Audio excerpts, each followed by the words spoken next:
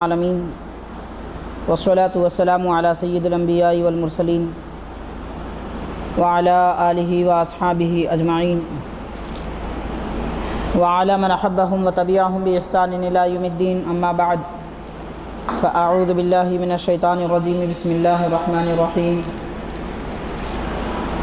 ان اللہ وملائکتہ یصلون علی النبی یا ایہا الذین آمنوا صلوا علیہ وسلموا تسلیما اللہم صلی علی سیدنا شفیعنا حبیبنا مولانا محمد وعلی آلہ وصحبہ افضل صلواتک وعدد معلوماتک وبارک وسلم۔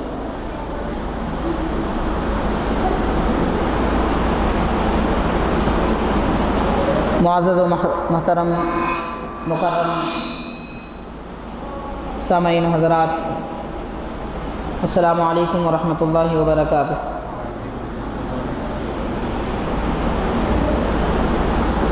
اللہ تبارک و تعالیٰ نے ہمارے ملک ہندوستان پر خاص نعمتوں کا تسلسل قائم اور باقی رکھا ہے۔ حاضرین، یہاں کی سرزمین اللہ اور اس کے حبیب پاک صلی اللہ علیہ وسلم کو نہایت محبوب اور پیاری سرزمین ہے۔ اسی لیے ہم دیکھتے ہیں کہ ملک ہندوستان کے گوشے گوشے میں اور چھوٹے سے چھوٹے قصبے میں بھی اولیاء کرام اور اللہ کے محبوب اور پیارے بندے موجود رہتے ہیں، اور پچھلے زمانے میں بھی ان بزرگوں نے اپنی برکتوں سے یہاں کی فضاؤں اور ہواؤں کو، ماحول کو معطر و پرنور بنایا ہے۔ اس کا آغاز اگر ابتدا سے دیکھا جائے تو یہاں کی قوم کی ہدایت کے لیے اللہ تعالیٰ نے حضرت نوح علیہ السلام کے اولاد امجاد میں سے چند انبیاء کرام کو بھیجا۔ عام طور پر ہماری ملت اور ہماری قوم کو یہ معلوم رہتا ہے کہ ہندوستان میں کوئی نبی نہیں آئے، لیکن بات حقیقت یہ ہے کہ کئی ایک انبیاء کرام ہندوستان تشریف لائے۔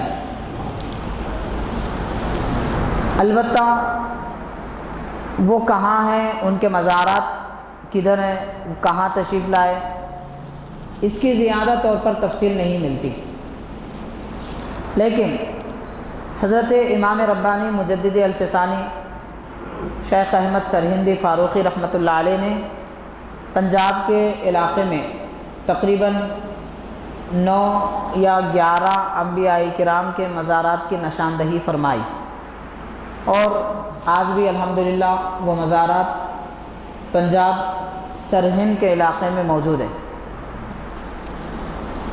پھر اس کے بعد سرکار دو عالم رحمۃ للعالمین صلی اللہ علیہ وسلم کے عہد مبارک میں جبکہ حضور پاک صلی اللہ علیہ وسلم نے ابو جہل اور مشرکین مکہ کی خواہش پر چاند کے 2 ٹکڑے فرمائے تھے، اس وقت ہندوستان میں ایک غیر مسلم بادشاہ تھے، انہوں نے اپنی آنکھوں سے سرکار کا یہ معجزہ یہاں پر دیکھا، اور وہ کیرلا کے علاقے، سمندری علاقے کے بادشاہ تھے۔ ان کے متعلق ہندوستان کی تاریخ میں اولیاء کرام نے لکھا ہے، خاص طور پر حضرت عبد الواحد بلگیرامی رحمۃ اللہ علیہ نے، جو قریب آج سے 200 سال پہلے کے بزرگ ہیں، انہوں نے اپنی کتاب میں لکھا ہے کہ حضور پاک صلی اللہ علیہ وسلم سے ملاقات کی غرض کی خاطر یہ بادشاہ یہاں سے مکہ معظمہ گئے، مدینہ پاک پھر گئے۔ وہ وہاں پہنچنے سے پہلے اللہ کے حبیب صلی اللہ علیہ وسلم کا وصال ہو چکا تھا، پھر وہ دوبارہ ہندوستان واپس تشریف لائے۔ تو اس سے اتنا تو معلوم ہوتا ہے کہ وہ بادشاہ تابعی تھے، یعنی صحابہ کرام کی صحبت ان کو ملی تھی، اور انہوں نے کعبۃ اللہ کی زیارت بھی کی، حبیب پاک صلی اللہ علیہ وسلم کے روضہ پاک کی زیارت بھی کی۔ اب اس کے بعد صحابہ کرام کی آمد کا سلسلہ ملک ہندوستان میں جاری ہوا۔ چنانچہ 15 سے زیادہ صحابہ کرام کے مزارات ہندوستان میں پائے جاتے ہیں۔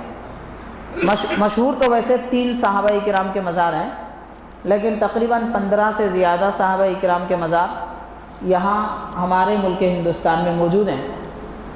اور معزز حاضرین، یہ ہندوستان میں مسلمانوں کی آمد اور اسلام کے پھیلنے کا انفرادی علیحدہ طور پر تذکرہ تھا کہ چند حضرات آئے اپنے علاقے میں جہاں ان کو قیام کرنا تھا اس جگہ قیام کیے اور اسلام کی رونق انہوں نے بڑھائی۔ البتہ باضابطہ ایک فوج کی شکل میں اسلامی سلطنت اور قوت کے طور پر سب سے پہلے ہندوستان میں جو بزرگ تشریف لائے، سلطنت کے طور پر گورنر وزیر بن کر اسلام اور مسلمانوں کی فوج لے کر جو آئے، ان میں سب سے پہلے حضرت محمد بن قاسم رحمۃ اللہ علیہ ہیں، جن کو حجاج بن یوسف ظالم بادشاہ تھا۔ حضرت محمد بن قاسم حجاج بن یوسف کے غالباً بھانجے تھے، تو حجاج بن یوسف نے ہندوستان کی طرف اپنے بھانجے کو 2000 سپاہیوں کے لشکر کا گورنر بنا کر بھیجا۔ جس وقت محمد بن قاسم رحمۃ اللہ علیہ ہندوستان تشریف لائے، ان کی عمر اس وقت 16 سال 7 مہینے تھی۔ اس کم عمری کے زمانے میں کمانڈر بن کر آئے، اور جب یہاں آئے تو ہندوستان کا ساحلی علاقہ سارا کا سارا انہوں نے فتح کر لیا۔ سمندر کے کنارے والے تقریباً جتنے قلعے تھے وہ سب کے سب انہوں نے فتح کیے۔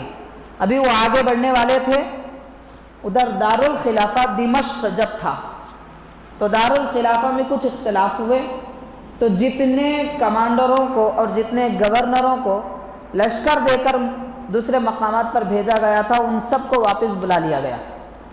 تو حضرت محمد بن قاسم رحمۃ اللہ علیہ بھی دارالخلافہ کے حکم پر واپس چلے گئے، پھر اس کے بعد ان کو قید کر دیا گیا۔ یہ ایک داستان ہے کہ اسلام میں جب بھی کوئی انقلاب لے کر اٹھے، ان کو غیروں نے مشکل میں نہیں ڈالا، خود اپنے لوگوں نے ان کو مشکل میں ڈالا ہے۔ تو ایسے ہی کچھ داستان حضرت محمد بن قاسم رحمۃ اللہ علیہ کی بھی ہے۔ پھر ان کے تقریباً غالباً 80 سال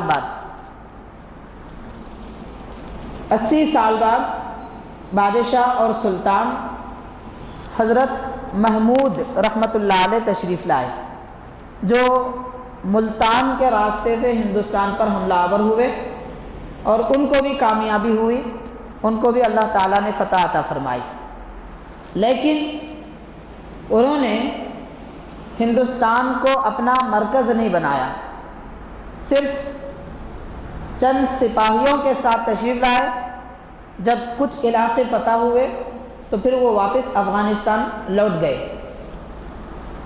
اب اس کے 200 سال کے بعد حضرت سلطان ہند خواجہ خواجگان سیدنا غریب نواز خواجہ معین الدین چشتی ہندل ولی رحمۃ اللہ علیہ تشریف لائے۔ معزز حاضرین، یہ پہلی شخصیت ہے جو ہندوستان میں ولایت کے تاجدار بن کر آئے۔ آپ سے پہلے یا تو بادشاہ آئے یا پھر صحابہ کرام آئے اور تابعین کے کچھ قافلے آئے، لیکن باضابطہ پورے ہندوستان کی سرزمین میں تہلکہ مچانے کے لیے اور ہندوستان کے خطے خطے میں اسلام کا پیام پہنچانے کے لیے اللہ تعالیٰ نے جس ذات کا انتخاب کیا وہ حضرت خواجہ معین الدین چشتی غریب نواز ہندل ولی رحمۃ اللہ علیہ کی ذات پاک ہے۔ اب یہاں حضرت غریب نواز رحمۃ اللہ علیہ اپنے ساتھ کوئی لشکر، کوئی فوج اور کوئی ہتھیار یا کوئی ایٹم لے کر نہیں آئے، بلکہ آپ اپنے دل میں ایمان کی ایسی شمع روشن کر کے لائے کہ جس کی روشنی آج تک اور انشاءاللہ قیامت تک سرزمین ہندوستان پر پھیلتی رہے گی اور قائم رہے گی۔ معزز حاضرین، حضرت غریب نواز رحمۃ اللہ علیہ اپنے چند مریدین اور اپنے معتقدین کے ساتھ میں، جن کی تعداد غالباً 50 کے لگ بھگ بتائی جاتی ہے، 50 کے لگ بھگ تقریباً بتائی جاتی ہے، ان حضرات کے ساتھ آپ سرکار دو عالم صلی اللہ علیہ وسلم کے حکم پر ملک ہندوستان تشریف لائے۔ جس وقت آپ ہندوستان تشریف لائے تو یہ غیر منقسم ہندوستان، جو ابھی ڈیوائڈ نہیں ہوا تھا، ملتان، شہر ملتان ہندوستان کا باب الداخلہ تھا، یعنی بارڈر تھا۔ تو وہاں سے حضرت غریب نواز رحمۃ اللہ علیہ جب اندر داخل ہوئے تو آپ کے مریدین کو تعجب ہوا کہ سارے علاقے میں رہنے والے، جہاں جہاں آپ تشریف لے جاتے، سب لوگ آپ کو دیکھتے تو یوں محسوس ہوتا، سب تعجب میں رہتے کہ ان کو کہیں دیکھا ہے۔ حضرت کے چہرے کو دیکھ کر لوگ یہ سمجھتے کہ یہ کوئی بزرگ ہیں اور ان کو ہم نے کہیں دیکھا ہے۔ یہ وجہ کیا تھی؟ وجہ یہ تھی کہ حضرت غریب نواز رحمۃ اللہ علیہ کے یہاں آنے سے پہلے پرتھوی راج چوہان جو یہاں بادشاہ تھا، دہلی اس کا پہلے پایہ تخت تھا، پھر بعد میں اس نے اجمیر کو اپنا پایہ تخت بنایا۔ تو دہلی میں جب اس وقت تھا تو اس کی ماں جو ایک نجومی تھی، علم نجوم سے واقف تھی، اس نے کئی مرتبہ خواب دیکھا کہ ایک بزرگ ہیں ملتان کے راستے سے ہندوستان میں آ رہے ہیں اور ان کی وجہ سے اس بادشاہ کا تختہ الٹا دیا جانے والا ہے اور اس کو شکست ہونے والی ہے۔ بار بار اس نے یہ خواب دیکھا، تو یہ خواب اپنے بیٹے کو بادشاہ کو، راجا کو اس نے جب سنایا تو ماں کے بیان کرنے کے مطابق حضرت غریب نواز رحمۃ اللہ علیہ کی خیالی تصویر بنائی گئی اور سارے ہندوستان کے بارڈر پر آپ کی تصویریں وہاں کے جو سپاہی ہوتے ہیں، نگران ہوتے ہیں، ان کے حوالے کر دی گئی۔ تو یہ تصویر عام ہو گئی تھی حضرت غریب نواز کی، جو خیالی تصویر تھی، اور واقعتاً وہ خواب میں جو دیکھا گیا تھا وہی حضرت کا حلیہ مبارک تھا۔ تو دیکھ کر لوگ یہ سمجھنے لگے، تو مریدین نے حضرت سے عرض کیا کہ حضرت یوں محسوس ہو رہا ہے شاید یہ لوگ آپ کو کچھ اذیت پہنچانا چاہتے ہیں، کچھ تکلیف دینا چاہتے ہیں، اور ایسا دیکھ رہے ہیں جیسا کہ آپ کو پہلے سے جانتے ہیں۔ تو سیدنا غریب نواز رحمۃ اللہ علیہ سارا ماجرا سمجھ گئے، کیونکہ اللہ کے محبوب بندے ہیں، نور باطن سے دیکھتے ہیں، اللہ تعالیٰ نے ان کے دل کو نورانیت عطا فرمائی، تو چنانچہ آپ سمجھ گئے کہ یہاں بات کچھ بگڑی ہوئی ہے۔ اس کے بعد آپ نے بس کیا نیت کر لی اور کیا حصار اپنا باندھ لیا کہ حضرت غریب نواز اور آپ کا قافلہ جہاں جاتا یہ لوگ سب لوگوں کو دیکھ سکتے تھے مگر کوئی ان حضرات کو نہیں دیکھ سکتا تھا۔ تو ملتان سے دہلی تک کا سفر آبادیوں کی راہوں سے آپ پیدل طے کرتے رہے، مگر کس کی مجال تھی اور وہ کون سی آنکھ تھی جو ان حضرات کو دیکھ سکے؟ چنانچہ سیدھا دلی میں آپ تشریف لائے۔ اب یہ ہلچل مچ گئی ہے کہ ابھی کوئی بزرگ ایسے نظر آئے جن کے بارے میں خواب دیکھی تھی بادشاہ کی ماں نے، پھر اچانک غائب ہو گئے، نظر نہیں آ رہے، تلاش کرو تلاش کرو، تلاش کرنے پر دیکھا گیا کہ وہ تو پایہ تخت دہلی میں موجود ہے۔ جب دہلی تشریف لائے تو پھر آپ سر عام سب کو نظر آنے لگے اور ایک کھلے میدان میں آپ نے اپنا ٹھکانہ بنایا۔ وہاں پر 5 وقت کی اذان بآواز بلند دلوا کر حضرت غریب نواز باجماعت نماز ادا فرماتے تھے۔ اب تاریخ نگار حضرات یہ لکھتے ہیں کہ یہ وہی جگہ ہے، یہ وہی میدان تھا جہاں آج دہلی میں اولیاء مسجد ہے۔ اولیاء مسجد کی خاصیت ہے، دہلی میں جو اولیاء مسجد ہے وہاں پر 3 مصلے ہیں نماز کے، مسجد دوسری جانب ہے، پہلے یہی مسجد تھی جہاں پر 3 مصلے ہیں۔ اس کے متعلق ایک واقعہ ہے تفصیلی، وہ یہ ہے کہ حضرت خواجہ قطب الدین بختیار کاکی رحمۃ اللہ علیہ دہلی میں جلوہ افروز ہیں۔ یہ بات کے حالات کی میں بات کر رہا ہوں، پھر ہم پیچھے آتے ہیں۔ بات اولیاء مسجد کی آئی ہے تو اس کے بعد کیا حالات ہوئے، اس میں سے ایک واقعہ میں آپ کی خدمت میں رکھ رہا ہوں، پھر ہم وہی دہلی کے پاس آئیں گے۔ حضرت غریب نواز جب تشریف لائے اس وقت کیا حالات ہوئے، تو یہ بات جو حال پیش آیا تھا، حضرت غریب نواز رحمۃ اللہ علیہ اجمیر میں جلوہ افروز تھے۔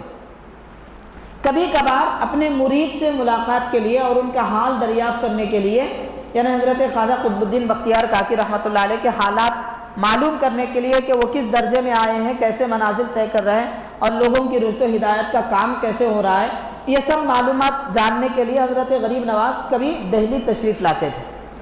ایک مرتبہ جب آپ تشریف لائے تو حضرت بختیار کاکی رحمۃ اللہ علیہ سے فرمایا کہ ہم نے آپ کی زبان سے آپ کے مرید کے بہت چرچے سنے ہیں۔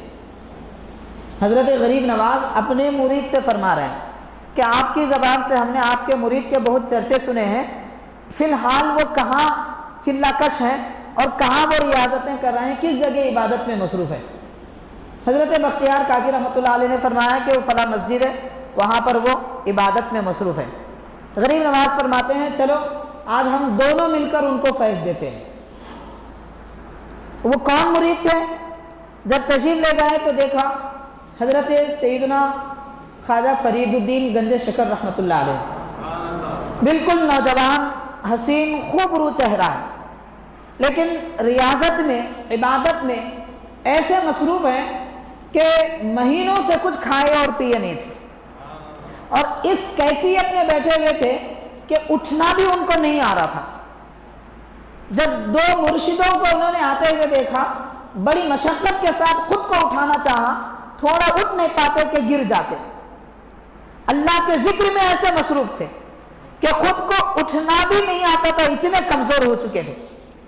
تو حضرت غریب نواز رحمۃ اللہ علیہ نے اپنے مرید سے فرمایا، بختیار کاکی رحمۃ اللہ علیہ سے، کہ میاں قطب الدین، اتنی مشقت اور اتنی محنت کروا کے ہم نے آپ کو نعمتیں نہیں دی تھی، ہم نے آپ کو نعمتیں تو بڑی آسانی سے دی تھی، پھر آپ اپنے اس مرید کو اتنی مشقت کیوں کروا رہے ہیں؟ نعمت ایسی بھی تو دی جا سکتی ہے۔ تو بہرحال نصیحت فرمائے۔ پھر اس کے بعد حضرت غریب نواز حضرت بختیار کاکی رحمۃ اللہ علیہ ان اپنے دو مبارک ہاتھوں سے ان کو سہارا دیے تو حضرت گنج شکر رحمۃ اللہ علیہ کھڑے ہو گئے۔ اب یہاں ظاہری سہارا بھی مل گیا، باطنی نعمت بھی مل گئی۔ اب اس کے بعد وہاں 3 مصلے جہاں یہ 3 حضرات کھڑے رہ کر نماز ادا کیے، درمیان میں حضرت گنج شکر رحمۃ اللہ علیہ کا مصلی ہے، سیدھے اور دائیں جانب حضرت معین الدین چشتی اور حضرت بختیار کاکی رحمۃ اللہ علیہ کا مصلی ہے۔ تو نماز کی حالت میں بھی 2 مرشدوں نے اپنے مرید کو فیض دیا۔ تو یہ اولیاء مسجد کے نام سے مشہور ہے دہلی میں۔ تو اس علاقے میں اس وقت جہاں کھلا میدان تھا، حضرت غریب نواز رحمۃ اللہ علیہ صبح و شام اسی جگہ جلوہ افروز رہتے تھے اپنے مریدین کے ساتھ۔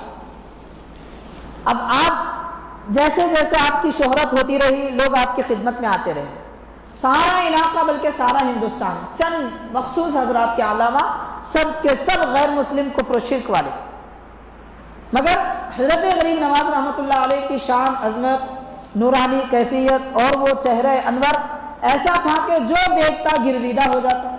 ایک بار ملاقات کے لیے آتے، پھر دوسری بار آ جاتے، دل بھر نہیں پاتا، روزانہ ملاقات کے لیے لوگوں کی قطار لگی ہوئی رہتی، قطار لگی ہوئی رہتی، ایک کے بعد دیگر ایک کے بعد دیگر لوگ ملاقات کے لیے آتے۔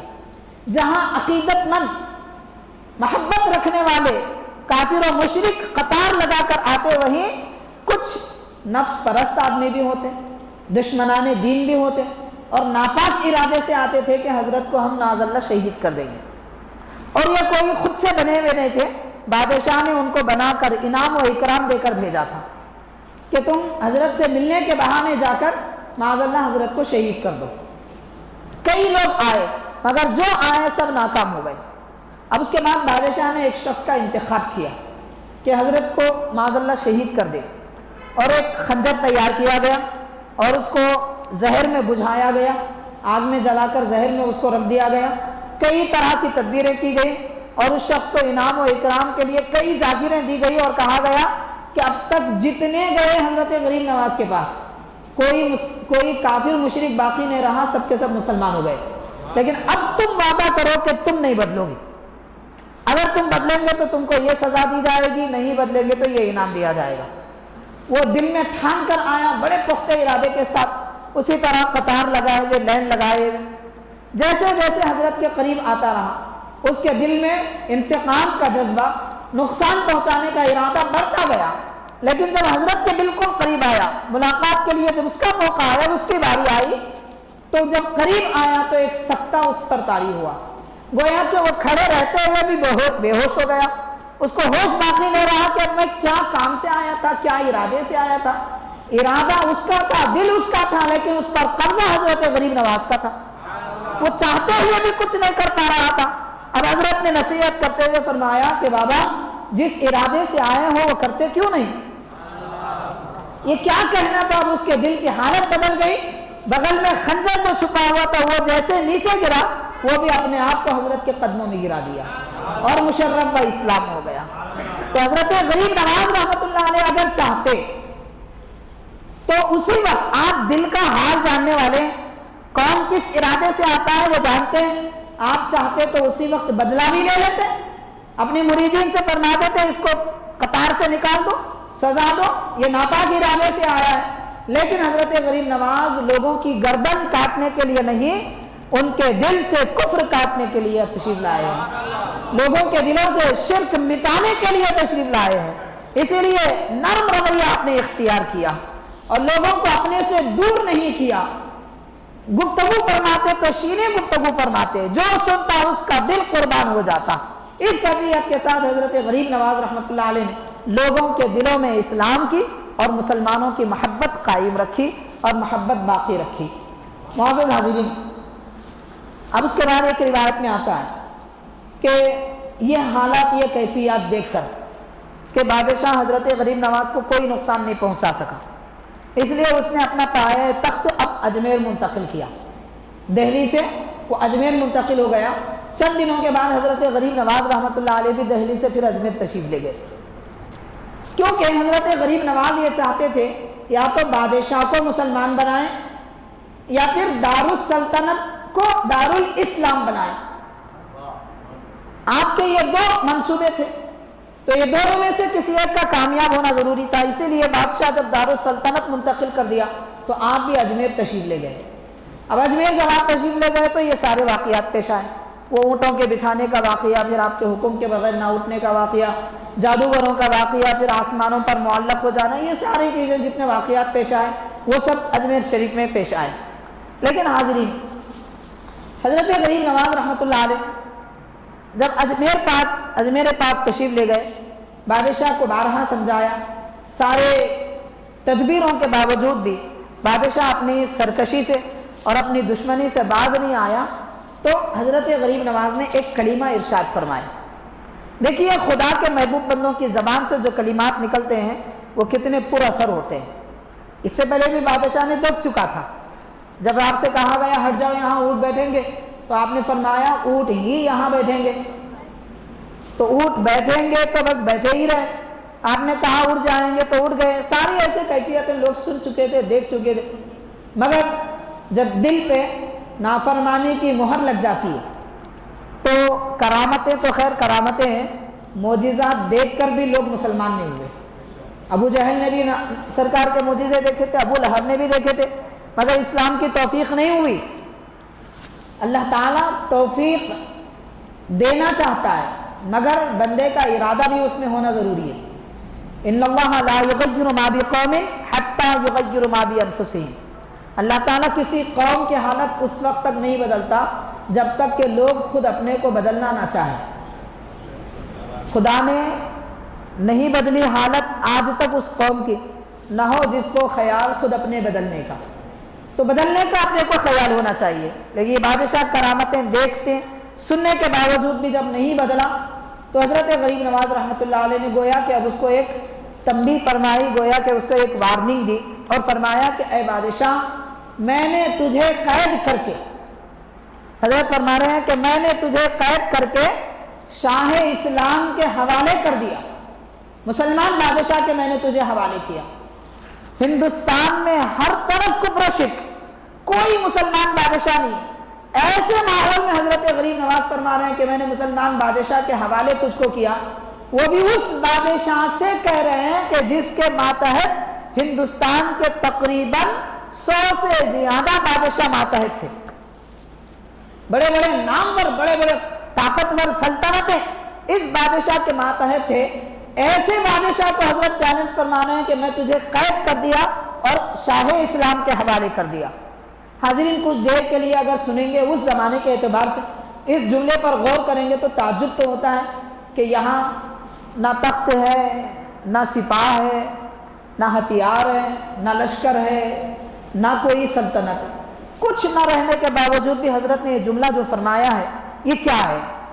یہ دراصل وہ جملہ ہے کہ آپ کو دنیا اور بادشاہوں کی سرزمین یا پھر ان کی سلطنت پر یقین نہیں تھا۔ آپ کو سلطنت، اگر کسی سلطنت پر یقین تھا تو وہ بادشاہت ہے جو رب نے آپ کو عطا فرمائی ہے۔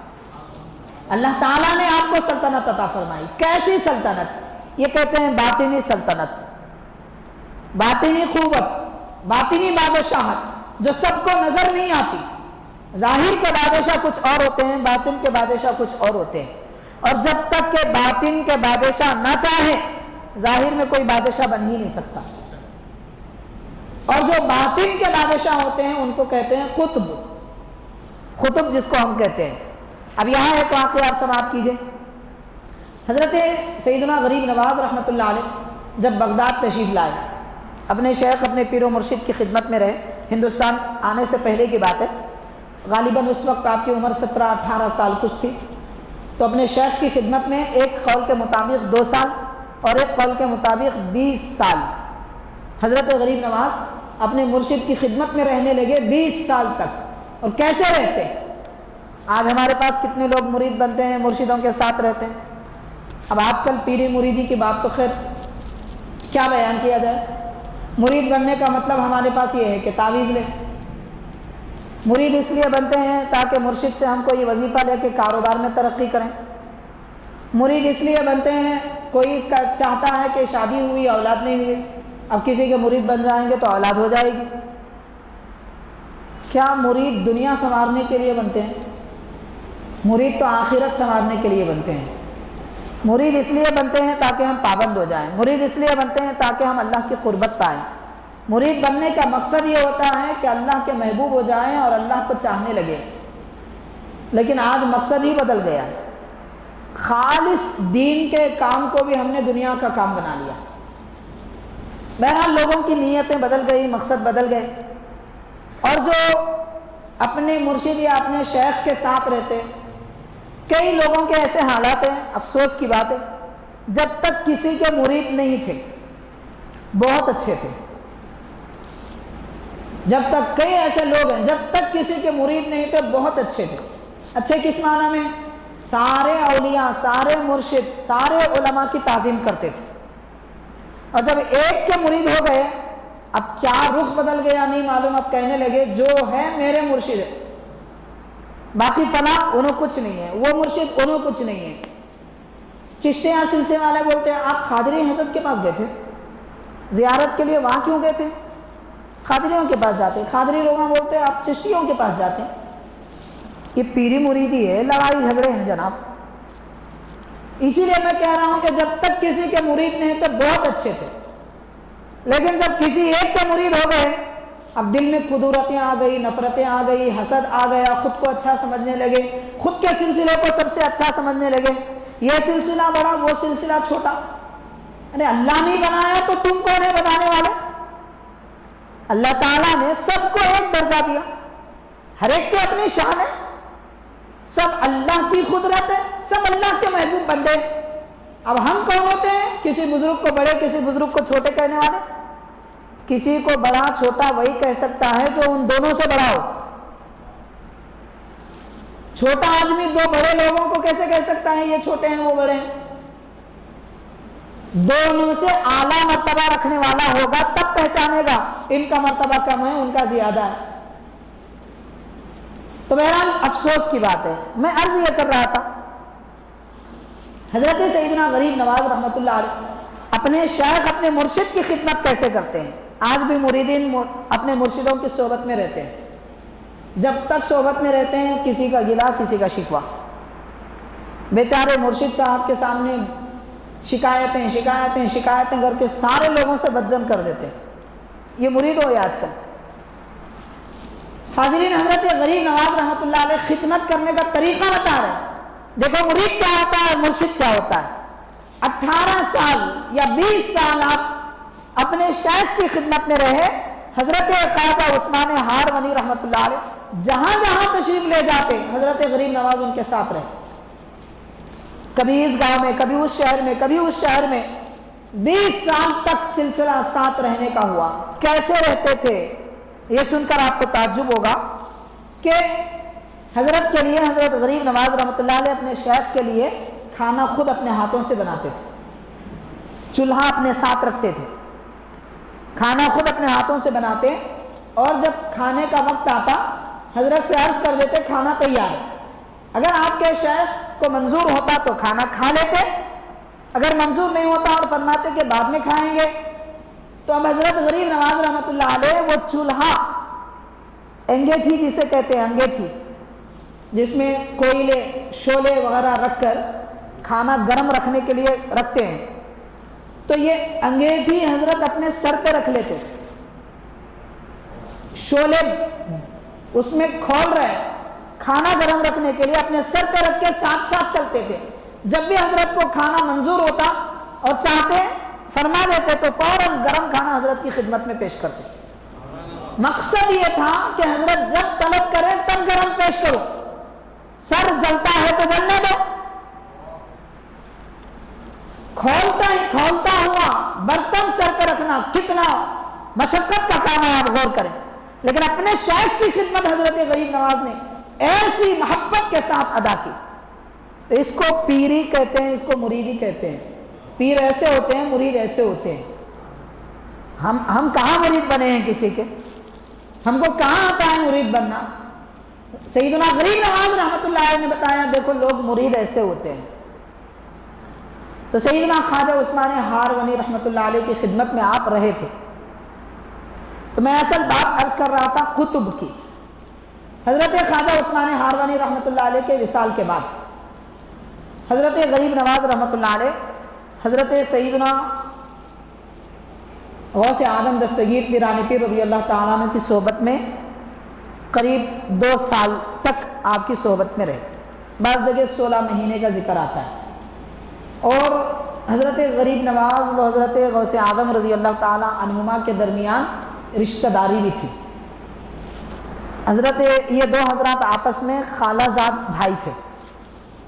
کچھ اور رشتے بھی بتاتے ہیں، سیرت میں مختلف باتیں لکھی ہوئی ہیں، لیکن جو بات معتبر ہے میں عرض کر رہا ہوں، آپس میں خالہ زاد بھائی کا رشتہ تھا۔ تو حضرت غریب نواز رحمۃ اللہ علیہ چند دن حضور غوث پاک کی صحبت میں رہے، فیض حاصل کیا، کئی اولیاء کرام سے حاصل کیا، تو آپ تو سلطان اولیاء ہیں، سردار اولیاء ہیں، تو آپ سے بھی آپ نے فیض حاصل کیا۔ رخصت جب ہونے لگے تو حضرت غریب نواز نے یہ عرض کیا حضور غوث پاک سے کہ اللہ نے آپ کو غوث اعظم بنایا ہے، اور دنیا میں کس کو کہاں کا قطب بنانا ہے یہ آپ کو آپ کے حوالے اللہ نے کیا ہے، میں چاہتا ہوں کہ آپ بغداد کی قطبیت میرے حوالے کریں، مجھے بغداد کا قطب بنائیں۔ تو حضور غوث اعظم رضی اللہ تعالیٰ عنہ نے فرمایا بغداد کی قطبیت میں نے حضرت شہاب الدین عمر سہروردی کو دی۔ کون بزرگ ہیں؟ آپ کو معلوم ہوگا، آپ کے اس علاقے میں ایک بڑے بزرگ ہیں، حضرت شہاب الدین عمر سہروردی رحمۃ اللہ علیہ۔ مرید کا بھی وہی نام ہے، ان کے مرشد کا بھی وہی نام ہے۔ تو حضرت بابا شہاب الدین رحمۃ اللہ علیہ کے پیر ہیں۔ حضور غوث پاک فرما رہے ہیں کہ میں نے بغداد کی قطبیت، یہاں کی باطینی سلطنت اور باطینی بادشاہت شہاب الدین عمر سہروردی کو دی ہے، اور آپ کے حصے میں ہندوستان کی قطبیت ہے، آپ وہاں تشریف لے جائیں۔ تو چنانچہ سرکار دو عالم صلی اللہ علیہ وسلم نے بھی حکم فرمایا تھا، حضور غریب نواز تو تشریف لا ہی رہے تھے، پھر حضور غوث پاک سے بھی اس کی بشارت ملی تو آپ ملک ہندوستان تشریف لائے۔ تو میں عرض یہ کر رہا ہوں کہ باطنی جو بادشاہ ہوتے ہیں ان کے ذمہ ہوتا ہے کہ وہ کس کو بادشاہ بنائیں، اور دوسری بات بادشاہ بنانے والے کسی کا مذہب دیکھ کر نہیں بناتے، یہ بھی ذہن میں رکھیں۔ بادشاہت دراصل صلاحیت کی بنیاد پہ ملتی ہے، مذہب کی بنیاد پہ نہیں ملتی۔ اگر مذہب کی وجہ سے بادشاہت ملتی ہوتی تو دنیا بننے سے لے کے آج تک کوئی کافر کوئی مشرک بادشاہ نہیں ہو سکتا تھا، کیونکہ اللہ نے بادشاہت صلاحیت کے حوالے کیا ہے. جس کے پاس صلاحیت ہوتی ہے اس کو بادشاہت دی جاتی ہے، کیونکہ ایک انتظامی کام ہوتا ہے. تو مسلمانوں میں بادشاہت کی صلاحیت ختم ہو گئی. کب؟ آج سے 200 سال پہلے ختم ہو گئی. 150 سال پہلے مسلمانوں سے بادشاہت چھین لیا گیا اور آج تک مسلمان ہندوستان میں غلام ہیں. اب ہم کہتے ہیں ہم غلام نہیں ہیں، لیکن کیا کہتے ہوں، دل کے بہلانے کو غالب یہ خیال اچھا ہے. ہم سب کہتے ہیں ہم کوئی غلام نہیں ہے، لیکن دل کے بہلانے کو غالب یہ خیال اچھا ہے. حقیقت میں دیکھا جائے تو سب سے بڑے غلام تو آج مسلمان ہی ہیں، جو غیروں کے حوالے ہو چکے ہیں. اس لیے اللہ کی غلامی کا پٹا گلے سے نکال دیے تو در در کے غلام بنیں گے. پھر اللہ کی غلامی دل میں بٹھا لیجیے، پھر وہی پروردگار یہی مسلمان کو پھر بادشاہت عطا فرمائے گا. ہم سے پہلے والے جتنے حضرات تھے وہ صلاحیت والے تھے، وہ نیک تھے، پارسا تھے، عبادت گزار تھے. ہندوستان کے بادشاہ کیسے گزرے؟ تہجد گزار گزرے، جن کی کبھی زندگی میں تہجد نہیں چھوٹی تھی، ایسے پاک بادشاہ گزرے. اسی لیے تو ان کو سلطنتیں دی گئی، کیونکہ جب دینی صلاحیت آ گئی تو دنیاوی صلاحیت خود بخود آ جاتی ہے. آج ہمارے پاس دین کی صلاحیت نہیں ہے، اس لیے دنیا کی بھی صلاحیت نہیں ہے. تو بہرحال حضرت غریب نواز رحمۃ اللہ علیہ حضور پاک صلی اللہ علیہ وسلم کے بنائے ہوئے بادشاہ ہیں ہندوستان کے. سرکار نے آپ کو یہاں بھیجا ہے، اسی لیے آپ اپنی سلطنت بھی منتقل کی اجمیر. ظاہری بادشاہ نے سلطنت منتقل کی تو حضرت غریب نواز نے بھی اپنی سلطنت اجمیر شریف میں منتقل فرمائی. اور اس کے بعد فرمایا بادشاہ سے کہ میں تجھے قید کر کے شاہ اسلام کے حوالے کر دیا ہوں. ادھر یہ جملہ فرمایا، ادھر ایک بادشاہ تاریخ میں جن کا نام محمد لکھا جاتا ہے، سلطان محمد، تو وہ ترکستان میں تھے. وہاں پر ایک رات انہوں نے خواب دیکھا کہ ایک بڑے نورانی چہرے والے بزرگ ہیں اور فرما رہے ہیں کہ بادشاہ کیا سو رہے ہیں، اٹھو تیاری کرو، ہندوستان پر حملہ کرو، تمہارے لیے فتح اور کامیابی. یہ وہی بادشاہ ہے آج سے پہلے تقریباً 20 مرتبہ ہندوستان پر حملہ کیے تھے مگر کامیابی نہیں ملی تھی. کیونکہ ہندوستان کوئی چھوٹا ملک نہیں تھا، علاقے ایشیا کا سب سے بڑا ملک، ایشیا علاقے کا سب سے بڑا ملک، اور کوئی معمولی سی قوت نہیں تھی. ایسی قوت کہ اس کا کیا اندازہ کریں گے. اور یہاں کی ٹیکنالوجی بھی اس زمانے میں بہت زیادہ بلند تھی، بہت زیادہ سلطنتیں تھیں. یہ ساری قوتوں سے چھیڑخانی کرنا عام بات نہیں تھی، لیکن اب تک بادشاہ محمد اپنے ارادے سے آتا رہا. اب ایک بزرگ کے حکم پر اٹھا اور چند دنوں میں جب ہندوستان پر حملہ کیا سیدھا اجمیر پہنچا اور وہاں کے بادشاہ پرتھوی راج کو قید کر دیا اور اپنے سپاہیوں کے ساتھ دوسرے ملک کو بھیج دیا. اب جب ایک دن میں، صرف ایک دن میں، صبح سے لے کر شام تک کی لڑائی میں اتنا بڑا ملک فتح ہو گئے. اب آپ غور کریں، کوئی بادشاہ اپنی قوت کے ساتھ لڑتا ہے، کئی مرتبہ فیل ہو جاتا ہے، لیکن اللہ کے ولی کی قوت جب مل جاتی ہے ایک دن میں ساری سلطنت پر قابض ہو جاتا ہے. صرف حضرت غریب نواز نے اتنا حکم فرمایا کہ آؤ. جب میدان کارزار ختم ہوا، نماز مغرب کا وقت ہو رہا تھا، بادشاہ اپنے سپاہیوں کو حکم دے رہا تھا اذان دے دے. ابھی وہ حکم دے رہا تھا کہ اذان کی آواز آئی. تعجب ہوا سارے لوگوں کو، خود بادشاہ کو، کہ یہ تو کفرستان ہے، ابھی تو فتح ہوئی ہے، کون ایسے مسلمان یہاں پر ہیں جو دور سے اذان کی آواز آ رہی ہے. وہ اذان کی آواز تلاش کرتے کرتے جب قریب گئے تو دیکھا اس وقت تک جماعت کھڑی ہوئی ہے. ساری فوج بادشاہ کے ساتھ جماعت میں شامل ہو جاتے ہیں. نماز کے بعد جب دیکھا گیا تو امام وہی بزرگ ہیں جنہوں نے خواب میں حکم فرمایا تھا کہ ہندوستان پہ حملہ کرو. سیدنا غریب نواز حضرت خواجہ خواجگان سیدنا معین الدین چشتی رحمۃ اللہ علیہ، وہ نورانی چہرہ دیکھ کر بادشاہ آپ کا مرید ہو جاتا ہے اور حضرت حکم فرماتے ہیں کہ یا تو تم یہاں پر سلطان رہو یا پھر کسی کو اپنا نائب بنا کر جاؤ، تو اس بادشاہ نے اپنا نائب مسلمان بنایا۔ یہ سب سے پہلا بادشاہ اسلام کا ہے جو حضرت غریب نواز کی مدد سے ملک ہندوستان میں سلطنت اسلامی قائم ہوئی۔ اب اس وقت بعض لوگ وہ ہیں جو ہم اہل سنت کے حضرات کو، بھولے بھالے مسلمانوں کو چڑھاتے ہوئے کہتے ہیں کہ حضرت غریب نواز اسلام پھیلائے بولتے ہیں ہندوستان میں۔ حضرت سے پہلے صحابہ اکرام نہیں آئے تھے کیا؟ تابعین نہیں آئے تھے کیا؟ ان سے پہلے محمد بن قاسم بھی آئے تھے، ان سے پہلے سلطان محمود بھی آ گئے تھے، تو اتنے سارے بادشاہ پہلے آ گئے تھے، حضرت غریب نواز کو اتنا کیوں آپ تعریف کرتے ہیں؟ تو حاضرین، یہ جو لوگ کہہ رہے ہیں یہ تاریخ کے اندھے ہیں، ان کو ہندوستان کی تاریخ نہیں معلوم۔ ان کے کسی مولانا سے کچھ سن لیے، بس وہی سنی رٹی بات طوطے کی بولی، جو سنے دوسروں تک پہنچا دینا۔ طوطے کو آپ سکھاؤ السلام علیکم، وہ جو گھر میں آیا اس کو السلام علیکم بولتا، یہ نہیں دیکھتا مسلمان ہے اور یہ بھی نہیں دیکھتا کہ کافر ہے، اس کو کیا معلوم کہ کون ہے؟ اس کو اتنا معلوم ہے کہ مالک نے سلام کرنا سکھایا ہے، اب جو گھر میں جو بھی آیا سلام کرو۔ ویسے ہی لوگ ہیں یہ طوطے کی رٹ جاننے والے، ان کو کیا معلوم تاریخ کیا ہے ہندوستان کی، ان کو کیا معلوم حضرت غریب نواز کے کارنامے کیا ہیں۔ یقیناً صحابہ کرام بھی تشریف لائے، تابعین بھی آئے، بادشاہان اسلام بھی آئے، لیکن ان کی محنتیں، ان کی کاوشیں، ان کے محنتوں کا اثر کچھ خاص علاقے میں محفوظ رہ گیا۔ جب حضرت غریب نواز تشریف لائے تو سارے ہندوستان پر اپنی ولایت کا سکہ آپ نے جما دیا۔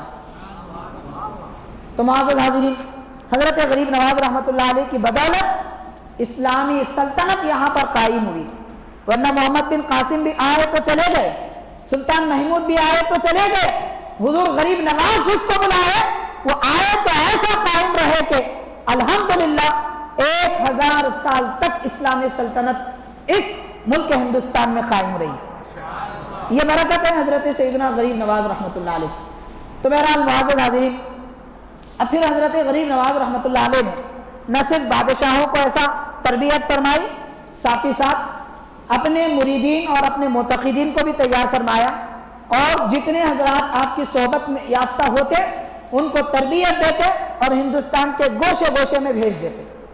چنانچہ آپ کی سیرت لکھنے والے حضرات نے آپ کے خلفاء کے نام جو بیان کیے ہیں اور کون سے خلیفہ کس مقام میں ہیں وہ بھی بتائے ہیں۔ ہندوستان کے کونے کونے میں حضرت غریب نواز کے خلفاء تقریباً 60 سے زیادہ بڑے بڑے نام ہیں، 60 سے زیادہ خلفاء کو حضرت غریب نواز نے اپنی حیات میں، اپنی زندگی میں پورے ہندوستان میں پھیلا دیا تھا۔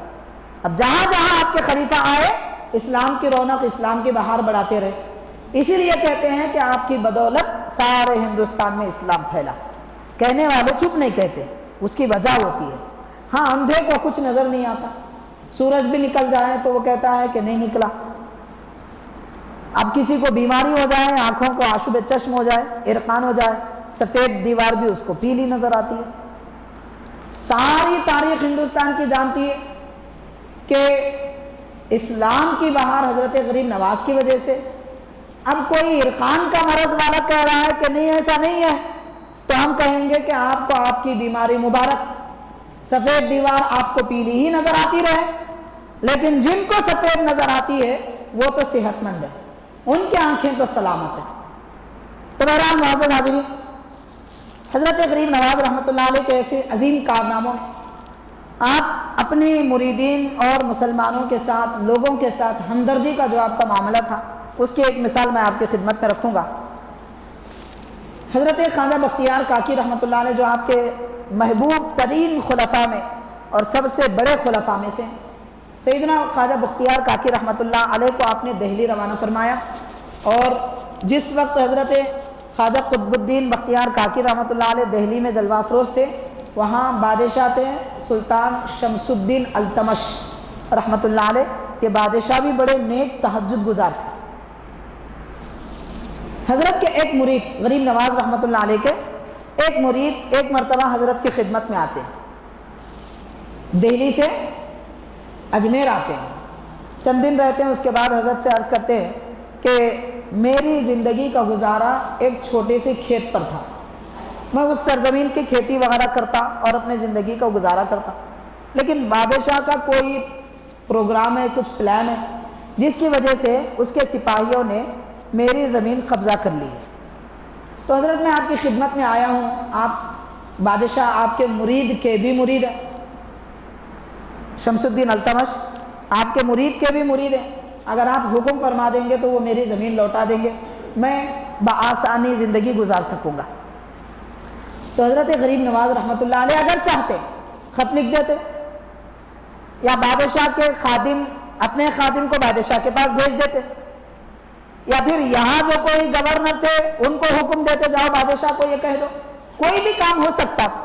لیکن حضرت غریب نواز رحمۃ اللہ علیہ اپنے مرید سے فرماتے ہیں کہ کام تمہارا کرنا ہے، بادشاہ سے کہنا ہے تو چلو ابھی چلتے ہیں اجمیر سے، پھر آپ دوبارہ دہلی تشریف لاتے ہیں۔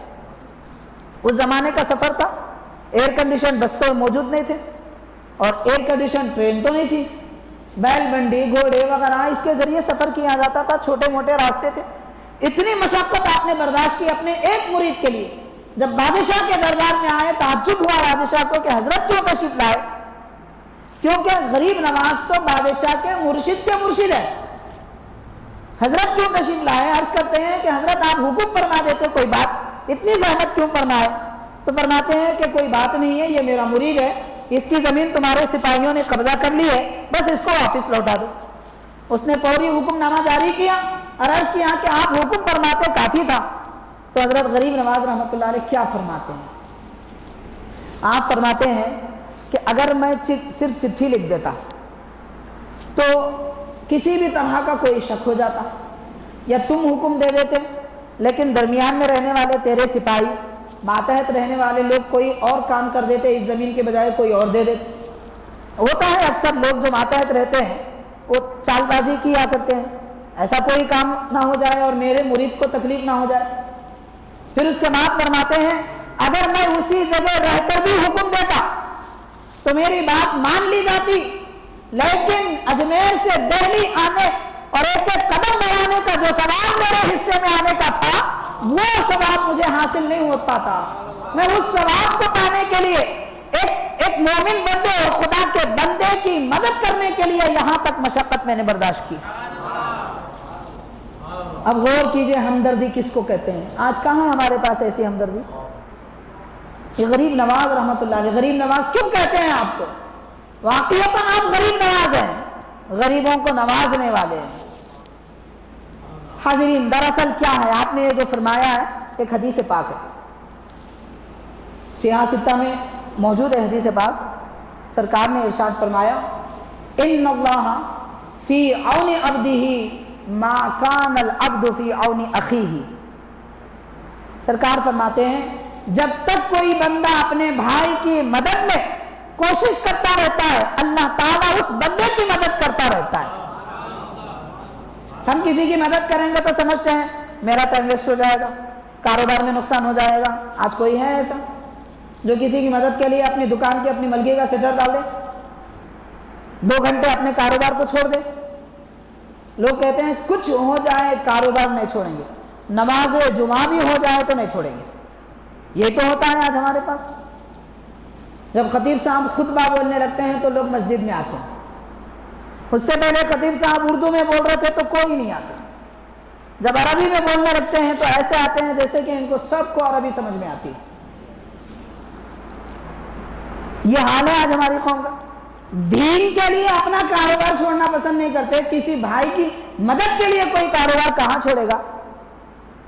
غریب نواز کے نعرے ہم ضرور لگاتے ہیں، ذرا آپ کے نقش قدم پر بھی چل کے تو بتائیں، کسی ایک مومن کی مدد، کس کی مدد کرنا ہے؟ مرید کی مدد۔ ارے مرشد ایسا بھی دنیا میں دیکھا گیا جو ایک مرید کی مدد کرنے کے لیے اپنا وطن چھوڑ کر سفر کرے۔ حضرت مرید کو مرید ہونا بھی بتاتے ہیں اور مرشد کو مرشد بننا بھی سکھاتے ہیں کہ دیکھو مرشد ایسے ہوتے ہیں۔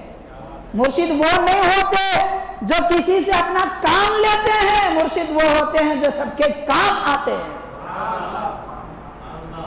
حضرت غریب نواز نے یہ تعلیم ہم کو عطا فرمائی۔ عبادتوں کے لیے، ثواب کے لیے کیا کمی تھی حضرت غریب نواز کے پاس؟ کیا کمی تھی؟ آپ کی عبادتیں، آپ کے روزے کیا بیان کر رہے ہیں؟ روزوں کے متعلق سیرت میں لکھا جاتا ہے ایک ایک ہفتے کا روزہ رکھتے تھے حضرت۔ آج اگر آپ نے سحر کی، ایک ہفتے کے بعد افطار کرتے تھے۔ اتنا طویل روزہ رکھنے والے، کیا ثواب کی کمی تھی؟ لیکن اللہ کے بندے کی مدد کرنے میں جو لطف آتا ہے اور اس کی وجہ سے جو